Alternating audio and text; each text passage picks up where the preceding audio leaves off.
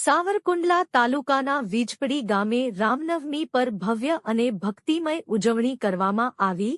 સમગ્ર ગામમાં ધાર્મિક ઉત્સાહ અને આનંદનો માહોલ જોવા મળ્યો હતો.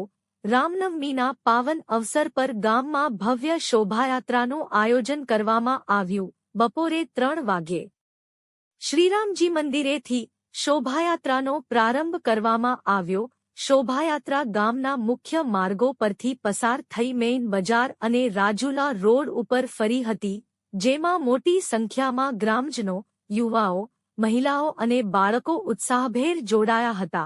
ભક્તો દ્વારા જય શ્રી રામના ગુંજતા નારા અને ભક્તિગીતોથી સમગ્ર વિસ્તાર ગુંજી ઉઠ્યો હતો. જ્યારે શોભાયાત્રા મેઇન બજાર સ્થિત જુમ્મા મસ્જિદ પાસે પહોંચી ત્યારે મુસ્લિમ સમાજના ભાઈઓ દ્વારા ફૂલોથી હાર્દિક સ્વાગત કરવામાં આવ્યું હતું.